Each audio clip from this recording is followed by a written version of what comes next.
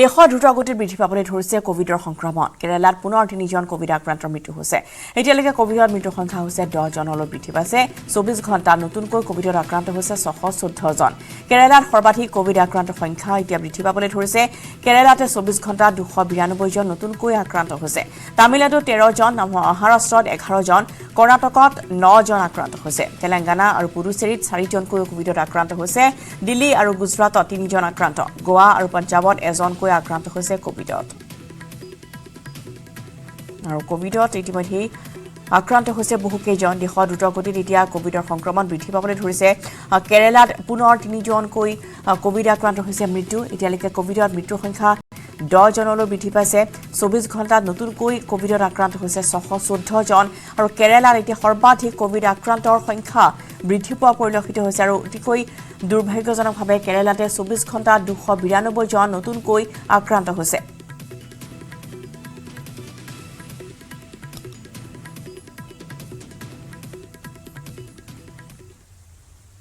শিৱসাগৰত আটা চোৰ প্ৰতিবাদ ৰুদ্ধ কৰাৰ কৌশল প্ৰশাসনৰ। 5 গৰাকী আটা চোৰ নেতাক বন চাইন কৰিবলৈ তলব কৰিছে প্ৰশাসনে।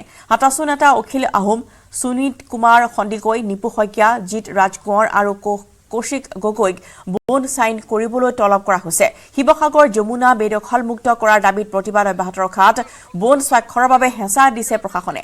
আইন শৃংখলা যাতে বিঘ্নিত নহয় তাৰ বাবে বন স্বাক্ষৰ কৰিবলৈ তলব কৰা হৈছে এই 5 গৰাকীকৈ নেতাক। আমি পুনৰবাৰ জনাইছো যে শিৱসাগৰত আছে আছাটোৰ প্ৰতিবাদ কাৰ্যসূচী আৰু সেই প্ৰতিবাদ ৰুদ্ধ কৰাৰ বাবে প্ৰশাসনে বেলেগ কৌশল অৱলম্বন কৰিছে, পৃথক কৌশল। 5 গৰাকীকৈ আটাচোৰ নেতাক বন চাইন কৰাবলৈ তলব কৰিছে প্ৰশাসনে। আটাচোৰ নেতা অখিল আহোম, সুমিত কুমাৰ সন্দিকৈ, নিপু শইকীয়া, জিত ৰাজকোঁৱৰ আৰু কৌশিক গগৈক বন চাইন কৰিবলৈ তলব কৰা হৈছে। শিৱসাগৰৰ যমুনা বেদখলমুক্ত কৰাৰ দাবীত এয়া প্ৰতিবাদী কাৰ্যসূচী তেওঁলোকে ৰূপায়ণ কৰাৰ কথা আছিল। আৰু সেই প্ৰতিবাদ অব্যাহত ৰখাত বন স্বাক্ষৰৰ বাবে হেঁচা দিছে এতিয়া প্ৰশাসনে। আৰু শিৱসাগৰৰ পৰা এইবোৰত প্ৰদীপ গগৈ আছে পোনপটীয়া সম্প্ৰচাৰ। প্ৰদীপ গগৈ, আটাচোৰ প্ৰতিবাদ ৰুদ্ধ কৰা এই কৌশল ইতিমধ্যে আৰু 5জনকৈ আটাচোৰ কৰ্মীক বন চাইন কৰিবলৈ ইতিমধ্যে তলব কৰা বুলি জানিব পৰা গৈছে। আমি আপোনাৰ পৰা জানিব বিচাৰিছো যে কি প্ৰকাশ কৰিব, কি প্ৰতিক্ৰিয়া আটাচোৰ নেতৃত্ব? হয় ৰশ্মিতা, আচলতে শিৱসাগৰৰ যি ঐতিহাসিক কীৰ্তিচিহ্নসমূহ আছে সেইবিলাকত বেদখল হৈ আছে ঠায়ে ঠায়ে। বিশেষকৈ যমুনা 17শ শতিকাতে খন্দোৱা হৈছিলে শিৱসিংহৰ ৰাজত্বকালত। আৰু সেই যমুনা বেদখলমুক্ত কৰিবৰ কাৰণে বিভিন্ন সময়ত দাবী জনাই আহিছিলে, আবেদন জনাই আহিছিলে। কিন্তু তাৰ পিছতো কোনো ধৰণৰ বিহিত ব্যৱস্থা নোলোৱাত আটাচোৰ শিৱসাগৰ জিলা সমিতিয়ে তেওঁলোকে প্ৰতিবাদী কাৰ্যসূচী ধাৰাবাহিকভাৱে ৰূপায়ণৰ পদক্ষেপ লৈছে। আৰু যোৱা পৰহি এটা কাৰ্যসূচী ল'লে আৰু কাইলৈ আছিলে তেওঁলোকৰ প্ৰতিবাদী কাৰ্যসূচী, জিলা আয়ুক্ত কাৰ্যালয় ঘেৰাও কাৰ্যসূচী আছিলে। আৰু তাৰ পূৰ্বে এদিন পূৰ্বে কালি তেওঁলোকক কেইবাগৰাকী আটাচোৰ বিষয়ববীয়াক মাতি পঠোৱা হ'ল আৰু তেওঁলোকক বন চাইন কৰিবলৈ তেওঁলোকে হেঁচা প্ৰয়োগ কৰিছিলে। কিন্তু কালি তেওঁলোকে স্বাক্ষৰ নকৰিলে। স্বাক্ষৰ নকৰাৰ পিছত আনুষ্ঠানিকভাৱে তেওঁলোকক লিখিতভাৱে নিৰ্দেশনা তেওঁলোকলৈ পত্ৰ প্ৰেৰণ কৰিছে।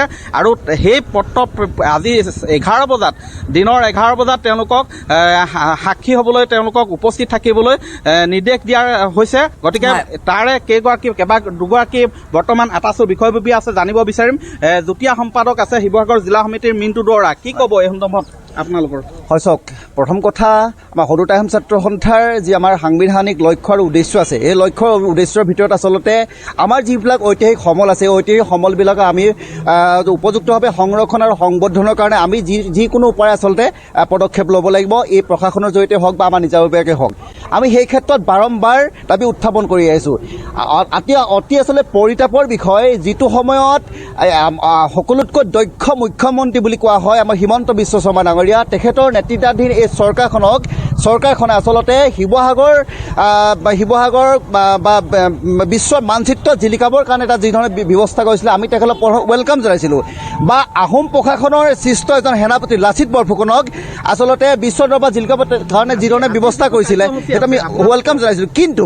কিন্তু এই যিবিলাক আচলতে আপোনালোকে গম পাইছে, ঐতিহাসিক যমুনাখনৰ আজি যি বেদখল হৈ আছে বা তলাতল ঘৰৰ সন্মুখত যিদৰে আচলতে বেদখল হৈ আছে, এই বেদখল মুক্তৰ কাৰণে আমি বাৰম্বাৰ জিলা প্ৰশাসন তথা আমাৰ পৌৰত্ব বিভাগক আবেদন দিব জনাইছিলো। আপোনালোকক বন স্বাক্ষৰ কৰিবলৈ তেওঁলোকক হয়। মাতি পঠিয়াইছে, হয়। আপোনালোকে কৰিব নে নকৰে, কি ক'ব এই সন্দৰ্ভত কি ক'ব? আমাৰ স্পষ্ট কথা, আমি কেতিয়াও বন চাইন চাহি নকৰোঁ। আমি আইনী প্ৰক্ৰিয়াৰ মাজলৈ যাম, আইনে আমাক আচলতে ন্যায় দিব লাগিব, কাৰণ আমি কোনো ধৰণৰ আচলতে ভুল কৰিব যোৱা নাই। আমাৰ লিগেল ডিমাণ্ড, আমাৰ প্ৰত্যেকজন জনগণৰ লিগেল ডিমাণ্ড আমি আচলতে চৰকাৰ সন্মুখত আমি উপস্থাপন কৰিব গৈছোঁ, আৰু উপস্থাপন কৰিবলৈ যাওঁতেই যদি আচলতে আমাক আইনী প্ৰক্ৰিয়াৰ মাজত দোষী সাব্যস্ত কৰিবলৈ যায়, এইটো কেতিয়াও আচলতে যুক্তিসংগত হোৱা নাই। এইটো কথা কিন্তু মুখ্যমন্ত্ৰী মহোদয়ক আমি আপোনালোকৰ সংবাদ মাধ্যমৰ জৰিয়তে দৃষ্টিগোচৰ কৰিব বিচাৰিছোঁ। আপোনালোকৰ কণ্ঠ আচলতে ৰোধ কৰিব বিচাৰে? নিশ্চিতভাৱে আমাৰ কণ্ঠৰোধ কৰিব বিচাৰিছোঁ। এইটো কেতিয়াও আচলতে আইনগত নহয়, কেতিয়াও যুক্তিসংগত নহয়। আমাৰ যি অধিকাৰ, এই অধিকাৰ কেতিয়াও খৰ্ব কৰিবলৈ চেষ্টা কৰিব নালাগে। ই কিন্তু ভৱিষ্যতৰ দিনত আচলতে খুব এটা বেয়া দিশৰ ফালে আমি বেয়া দিশলৈ আগবাঢ়ি গৈছোঁ। কোনো হিংসাত্মক কাৰ্যকলাপ নাই কৰা? নিশ্চিতভাৱে আজিলৈকে আপোনালোকে প্ৰত্যেকটো আন্দোলন আমাৰ দেখিছে খুব শান্তিপূৰ্ণভাৱে আমি কৰি আছোঁ। আচলতে আমি প্ৰশাসন বা চৰকাৰক জনাবৰ কাৰণে চেষ্টা কৰিছোঁ যে এইবিলাক কাম আচলতে হোৱা নাই, সেইবিলাক আমি আপোনালোকে কৰিব লাগে।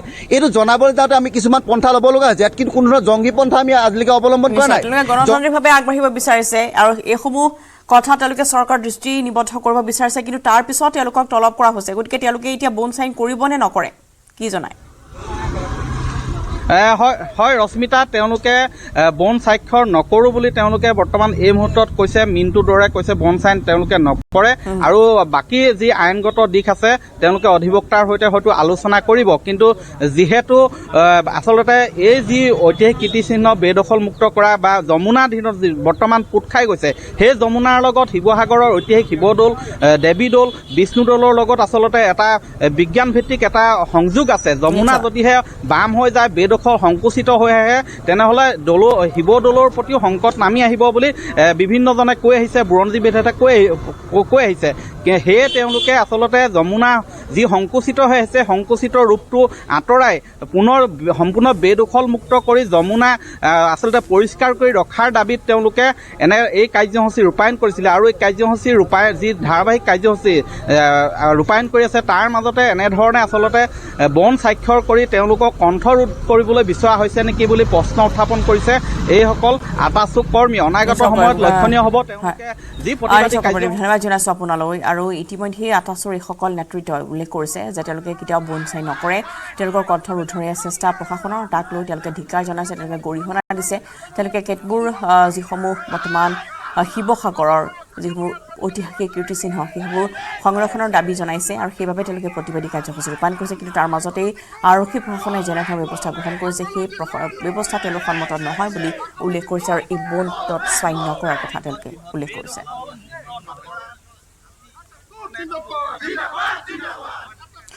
ইফালে আগন্তুক লোকসভা নিৰ্বাচনক লৈ প্ৰদেশ কংগ্ৰেছৰ মুখ্য কাৰ্যালয়ত টিকট বিচাৰি কংগ্ৰেছ প্ৰাৰ্থীৰ মাজত লাগিছে উত্তপ্ত। কেইবাজনো জ্যেষ্ঠ কংগ্ৰেছীৰ লগতে নতুন নেতাই টিকট বিচাৰি আবেদন জনাইছে। নগাঁৱত টিকটৰ যুঁজত আছে প্ৰদ্যুৎ বৰদলৈ, ৰকিবুল হুছেইন। কিন্তু ৰকিবুল প্ৰদ্যুৎৰ যুঁজখনক লৈ চৰ্চা চলি থকাৰ মাজতেই আন এক জোকাৰণি ঘটিবলৈ গৈ আছে কংগ্ৰেছৰ ভিতৰ মহলত। এক প্ৰকাৰ এক মহাবিস্ফোৰণ ঘটিবলৈ গৈ আছে ৰাজীৱ ভৱনত। টিকটক লৈ এই বিস্ফোৰণ কোনে ঘটাইছে আৰু কিয় ঘটালে, সেয়া হ'ব আগন্তুক দিনৰ চৰ্চাৰ নতুন হটকেক। আৰু সেই বিস্ফোৰণ ঘটাবলৈ যোৱা নেতাজনৰ নাম হৈছে গৌৰৱ গগৈ। বৰ্তমান কলিয়াবৰ সাংসদ গৌৰৱ গগৈয়ে সকলোকে হতচকিত কৰি টিকটৰ বাবে আবেদন জনাইছে। কিন্তু যি সমষ্টিৰ বাবে টিকটৰ আবেদন জনাইছে গৌৰৱ গগৈয়ে, সেই সমষ্টিৰ নাম দেখি কংগ্ৰেছ ভৰিৰ পৰা মূৰৰ সকলো নেতাৰ কঁপনি উঠিছে। এই কথা আন কোনো নহয়, প্ৰকাশ কৰিছে স্বয়ং প্ৰদেশ কংগ্ৰেছৰ তত্ত্বাৱধায়ক জিতেন্দ্ৰ সিঙে।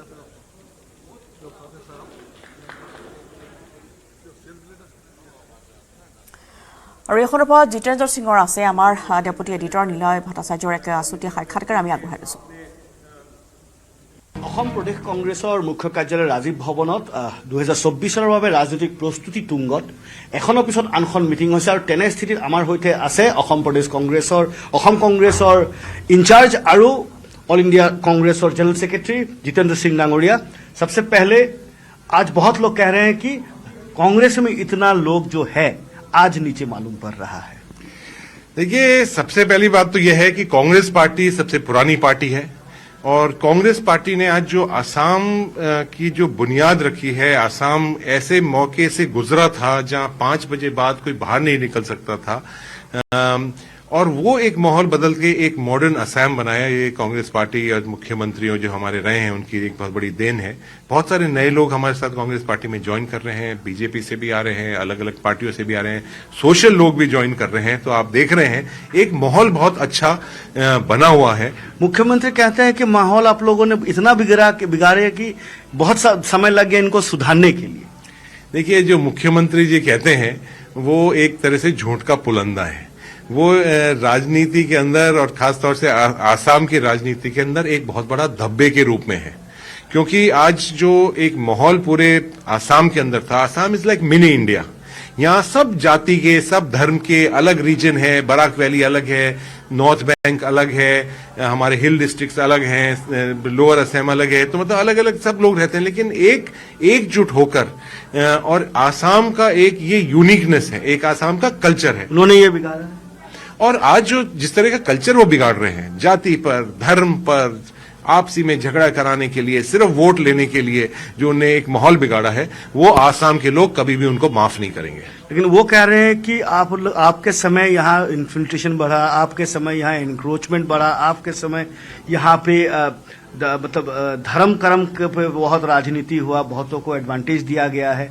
अब उसको कहीं ना कहीं करेक्शन किया जा रहा है। देखिए, आज तो वो कुछ भी कह सकते हैं, क्योंकि उनके जो बॉस बने हुए हैं दिल्ली के अंदर, वो नहीं बोलेंगे कुछ भी तो वो शायद उनकी कुर्सी पीछे से नहीं खींच ले। लेकिन उनके कुछ पुराने वीडियोस भी होंगे, जब वो कांग्रेस पार्टी के अंदर थे तो बिल्कुल उल्टी बात कर रहे थे। उस टाइम तो वो मंत्री थे, उस टाइम में तो कुछ बात नहीं हुई। तो देखिए, आज मैं तो ये कहना चाहूंगा, इसका मेरा कहने का मतलब यही है कि आज इस राजनीतिक स्तर जो नीचे गिरा है, इन तरह के लोगों से गिरा है जो आज जनता के लिए, डेमोक्रेसी के लिए, राजनीति के लिए कोई इनके लिए कदर नहीं है। कांग्रेस की बात करते हैं, 4 अहम मुद्दे। सबसे पहले जो नीचे को कई सारे लोगों से जब बात हुआ तो उन्होंने सीधी तरीके से ये कहा है कि बहुत सारे आपत्तियां आपके सामने रखा गया है, पार्टी के अंदर बहुत सारे चीजों पर आपत्तियां रखा गया है, और उनकी अपेक्षा यही है, उनकी उम्मीद यही है कि एआईसीसी इस पर तवज्जो दे और बहुत जल्द कुछ करे। एआईसीसी को जो करना है बहुत जल्द करे। देखिए, एआईसीसी जो अंदरूनी जो मामले है उस देखिए, सबसे पहले मैं बताना चाहूंगा कि एआईसीसी जो है वो उसने पूरा का पूरा जो एक तरह से फ्रीडम जो है उसका पूरा अधिकार दे रखा है प्रदेश कांग्रेस कमेटियों को, जिला कांग्रेस कमेटी को और ब्लॉक कांग्रेस कमेटी को। जैसे हमारा अभी टिकट का चयन होने वाला है, वो सिर्फ कोई एआईसीसी अकेला चयन नहीं करेगी। हमने ये तय किया है कि जो भी टिकट एस्पिरेंट्स हैं वो नीचे बूथ पर जाएंगे, वो ब्लॉक में जाएंगे, जिले उसको रेकमेंड करेगा, उन्हीं के बाद उनको टिकट मिला जाएगा। अंदरूनी कोई भी बात होती है, हमारा एक परिवार है, कोई भी ऐसा परिवार नहीं है जहां एक दूसरे के कोई सहमति ना हो। ये भारतीय जनता पार्टी नहीं है जहां 2 लोग ऊपर बैठे बैठे कह देंगे और वो मान जाएंगे। और मान भी कैसे जाएंगे कि उनको ईडी और सीबीआई का डंडा दिखा दिया जाएगा। हमारी पार्टी है, स्वतंत्र पार्टी है। हमारे परिवार के अंदर कोई बात भी होती है तो हम परिवार में बैठ के सुलझा लेते हैं। टिकट का स्वतंत्रता है, कोई भी अप्लाई कर सकता है, टिकट का मांग कर सकता है। ऐसे ही मांग में नौगांव में अभी ऐसा 2 हस्तियों ने टिकट मांग लिया है कि आपके लिए कहीं ना कहीं चयन करने में मुश्किल हो जाएगा। रॉकी बोलसन एक तरफ और एग्जिस्टिंग एमपी प्रद्युत एक तरफ। मुझे तो खुशी होती है कि वहाँ 2 ही नहीं या 3 ही नहीं, वहाँ 10-12 लोग मानते हैं। आप किन्हें देंगे? मैं तो ये मानता हूँ कि कम से कम 10-12 लोगों को टिकट मांगना चाहिए था। 2 ही दिए हैं, तो आप किन्हें देंगे? देखिए, वो तो एक प्रक्रिया है, जो नीचे बूथ के लोग जो कहेंगे, जो हमारा जिले से जो नाम आएगा, जो हमारा सर्वे से जो नाम आएगा, उनको टिकट मिलेगा। रिस्क फैक्टर नहीं बढ़ जाता है अपने एआईसीसी के लिए जब 2 दिग्गज खड़े हो जाते हैं एक ही सीट के लिए? नहीं, ऐसा नहीं होता। देखिए, सीट टिकट मांगने का हक सबों को है, और हमारा जो एक पूरा प्रोसेस है जिसपे हम टिकट देते हैं, और उस प्रोसेस के अंदर जो आगे आएगा वो उसको टिकट मिलेगा, जो दूसरा व्यक्ति है उसकी मदद करेगा। गौरव गोगोई ट्रम्प कार्ड है, और अभी तक तो टिकट का उन्होंने वो पत्र लिया नहीं है, लेंगे। कहा जा रहा है कि 22 तारीख को लेंगे, वो तभी उनको वो देंगे। अब बात है कि गौरव गोगोई को कहां से खिलवा रहे हैं? देखिए, माननीय गौरव गोगोई जी ने अपना जो आवेदन है वो अपने ऑनलाइन भिजवा चुके हैं, ये मैं आपको जानकारी देना चाहूंगा।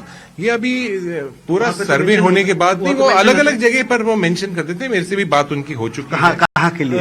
ये हमारा जो इंटरनल मामला है उसके बारे में हम आज यही चीज बात करें कि इंटरनल बहुत कुछ है जो प्रकाश में आता नहीं है, अब बाद में जाके इसी को लेके कलेश हो जाता है। नहीं देखिए, बहुत सारी चीजें होती हैं जो हम अपने परिवार के अंदर रखते हैं, वो हम कैमरा के सामने नहीं बताते हैं। मतलब जो बीजेपी लगातार कहते आ रहे हैं कि परिवार केंद्रिक है, आप मतलब उसी का सहमति कर रहे हैं कि परिवार केंद्रिक है? हाँ, कांग्रेस परिवार केंद्र थे। हमारा एक कांग्रेस का परिवार है, हम पार्टी तो हैं ही, लेकिन हमारा जो एक दूसरे से प्रेम है वो हमारे लिए सर्वोपरि है। मतलब एक सियासत कॉन्स्टिट्यूएंसी से उनको खिलवा रहे हैं गौरव गोगोई को? वो मैं आपको निवेदन कर रहा हूं कि हमारा एक प्रक्रिया है और वो प्रक्रिया में के बाद ही मैं बता पाऊंगा कि कौन कहां से लड़ेगा। डिलिमिटेशन के बाद बहुत कुछ बदल चुका है डेमोग्राफिकली और वोटर्स वाइज, तो अब आप मतलब आपका यहाँ अलायंस मतलब एक साठगांठ भी है, एक अलायंस भी है, तो ऐसा नहीं हो सकता है कि आप 14 के 14 में ही कैंडिडेट दे दो? ये तो अभी तय होगा कि पहले इंडिया अलायंस है और इंडिया अलायंस के बाद असम के अंदर कुछ रीजनल पार्टीज हैं, उनके साथ भी हमारा अलायंस है, तो हम सब बैठ के तय करेंगे। अकेला एक कोई व्यक्ति नहीं है। कितने अपने पास है? क्योंकि उनको जब पूछना होगा था कि बड़े भाई है, बड़े भाई डिसाइड कर लेगा, बड़े भाई देंगे, हमको कुछ ये उम्मीद है। हमारे जो अलायंस में कोई बड़ा भाई नहीं है, कोई छोटा भाई नहीं है, हम सब भाई भाई हैं।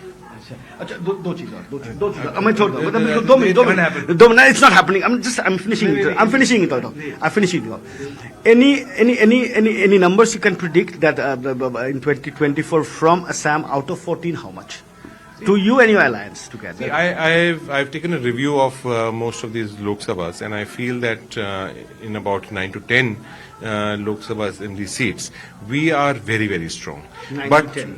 yes, and Remember your 2001 prediction? and also a lot of people are joining in today. 2 very senior leaders, one from BJP and one very, very senior leader had joined us. So I think all 14 seats look very promising to me. Distancing from AIUDF this time very vehemently and very prominently can cost you dearly in some seats, in some areas. See, AIUDF is a part of the BJP. It's a B team of BJP.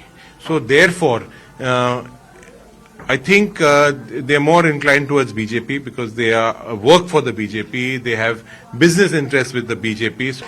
এইখিনি যি গতিবিধি ইয়াত হৈছে বা কংগ্ৰেছৰ তৎপৰতা যি দেখা গৈছে, তাৰ পৰা অনুমান এই লগাব পাৰি যে কংগ্ৰেছে হয়তো 2024ত কোনো এনেকুৱা এৰিয়া বা কোনো এনেকুৱা যি তেখেতসকলৰ প্ৰয়াস, সেই প্ৰয়াস তাত কোনো ত্ৰুটি নাৰাখে যাতে এইবাৰ কংগ্ৰেছৰ সংখ্যা অসমত বাঢ়ে। এতিয়া কোনে কাউত খেলিব গৌৰৱ গগৈলৈ স্পষ্টকৈ একোৱে নক'লে জিতেন্দ্ৰ সিং ডাঙৰীয়ে যে ক'ত খেলিব ক'ত নেখেলিব সেয়া কংগ্ৰেছে ডিচাইড কৰিব, পৰিবাৰে ডিচাইড কৰিব। আনফালে ৰকিবুল হুছেইন আৰু প্ৰদ্যুৎ বৰদলৈ ডাঙৰীয়াই কংগ্ৰেছত কাক দিব সেয়া নগাঁৱত কাক দিব সেয়াও বৰ বেছিকৈ স্পষ্টকৈ নক'লে, বা কেৱল মাত্ৰ এতিয়া বৰ্তমান যি বুথ আৰু জিলা স্তৰত যি কংগ্ৰেছক সুদৃঢ় কৰাৰ কাম, সেয়া কাম হাতত লৈছে আৰু ইয়াৰ পিছত যি প্ৰাৰ্থী আৰু প্ৰাৰ্থীৰ পিছত সমষ্টি তাত কাম কৰিব। কংগ্ৰেছৰ আবেদন প্ৰক্ৰিয়াক লৈ কটাক্ষ মন্ত্ৰী পীয়ুষ হাজৰিকাৰ। টিকটৰ ফৰ্ম বিক্ৰী কৰিবলৈ সংগ্ৰাম কৰিবলগীয়া হৈছে কংগ্ৰেছে। 1 লাখ টকীয়া ফৰ্ম বিক্ৰী কৰিবলৈ যুঁজিবলগীয়া হৈছে কংগ্ৰেছে। বৰ্তমানলৈ আবেদন পত্ৰ নিয়া 60% আবেদনকাৰী সংখ্যালঘু অধ্যুষিত এলেকাৰ। বহু জ্যেষ্ঠ নেতাই 1 লাখ টকা দিবলৈ অমান্তি হৈছে। কংগ্ৰেছৰ আবেদন প্ৰক্ৰিয়াক লৈ কটাক্ষ কৰিছে মন্ত্ৰী পীয়ুষ হাজৰিকাই। টিকটৰ ফৰ্ম বিক্ৰী কৰিবলৈ সংগ্ৰাম এতিয়া কৰিবলগীয়া হৈছে কংগ্ৰেছে। 1 লাখ টকীয়া ফৰ্ম বিক্ৰী কৰিবলৈ যুঁজিবলগীয়া হৈছে কংগ্ৰেছ। বৰ্তমানলৈ আবেদন পত্ৰ নিয়া 60% আবেদনকাৰী হৈছে সংখ্যালঘু অধ্যুষিত এলেকাৰ। বহু জ্যেষ্ঠ নেতাই 1 লাখ টকা দিবলৈ অমান্তি হৈছে বুলিও পীয়ুষ হাজৰিকাই মন্তব্য প্ৰকাশ কৰিছে ছ'চিয়েল মিডিয়াত। খবৰ আছে, সময় হৈছে আন এটি বিৰতিৰ।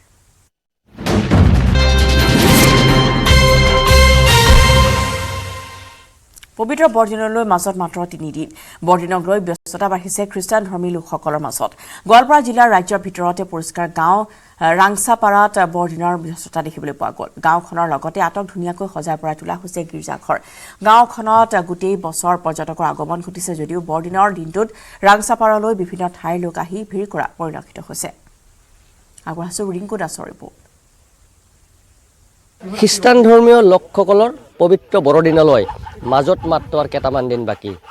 এতিয়া চৌদিশে দেখা গৈছে পবিত্ৰ খ্ৰীষ্টমাছক আদৰাৰ ব্যাপক প্ৰস্তুতি। আৰু এই মুহূৰ্তত মই উপস্থিত আছোঁ গোৱালপাৰা জিলাৰ পৰিষ্কাৰ গাঁও ৰাংচাপাৰাত। এই ৰাংচাপাৰাত আটক ধুনীয়াকৈ সজাই পৰাই তুলিছে এই গাঁওখনৰ লগতে গীৰ্জাঘৰসমূহ। নিউজ 18 অসম নৰ্থ ইষ্টৰ দৰ্শক দেখুৱাই আছোঁ, কিয়নো পবিত্ৰ বৰদিনলৈ মাজত মাত্ৰ আৰু কেইটামান দিন বাকী, তাৰ বাবে দেখা গৈছে এনেধৰণৰ খ্ৰীষ্টান ধৰ্মী লোকসকলৰ মাজত এক উখল মাখল পৰিৱেশে বিৰাজ কৰিছে। আৰু আমি দেখুৱাই আছোঁ অসমৰ ভিতৰত যি পৰিষ্কাৰ গাঁও যি ৰাংচাপাৰাত, এই ৰাংচাপাৰাৰ দৃশ্য দেখুৱাই। মোৰ লগত এই ৰাংচাপাৰা গাঁৱৰ কিছু লোক আছে। আপকে পাছ आया है कैसे क्रिसमस प्रेजेंट कैसा चल रहा है? क्रिसमस का अभी आप लोग देख रहे हैं कैसे बन रहा है। ये हम लोग का ट्रेजेडी वो है, हम लोग इसको अच्छा से और क्लीन विलेज है, इसलिए और अच्छा हम लोग कैसे और इसको और डेवलप करके और थोड़ा अच्छा करके बना सकते हैं। वही हम लोग अपना गांव का जवान का गांव का आदमी लोग बना रहा है, वही है।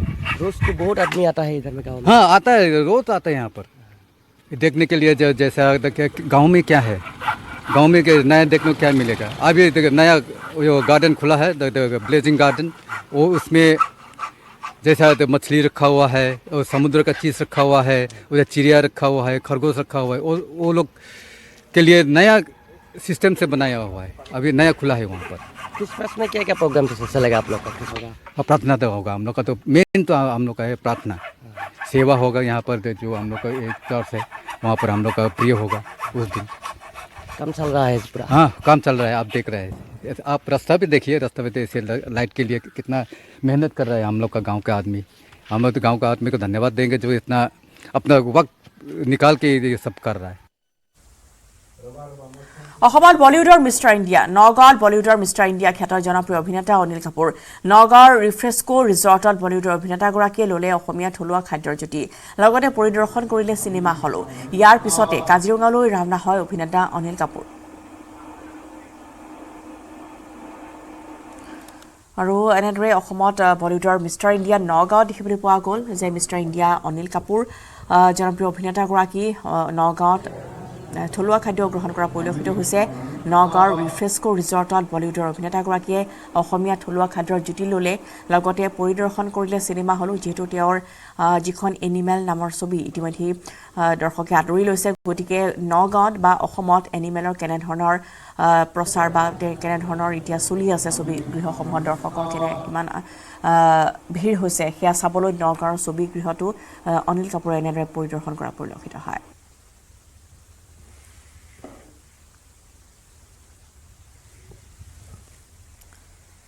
আমিনগাঁও আছাম টিউবৰ সমীপত ভয়াৱহ এক পথ দুৰ্ঘটনা সংঘটিত হৈছে। ট্ৰাক আৰু বাইকৰ মুখামুখি সংঘৰ্ষ, তাতে নিহত হৈছে বাইক আৰোহী ৰাজা হৰি। নিহত ৰাজা হৰিৰ ঘৰ হৈছে আমিনগাঁও ২৬ নম্বৰ কলনীত।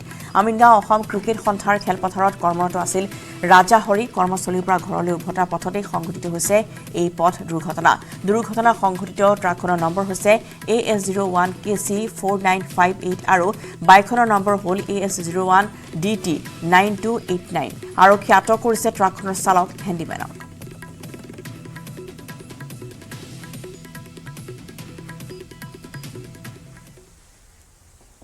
আৰু ইয়াৰ লগতে বিগ ব্ৰেকিঙৰ পৰা বিদায় লৈছোঁ। নমস্কাৰ।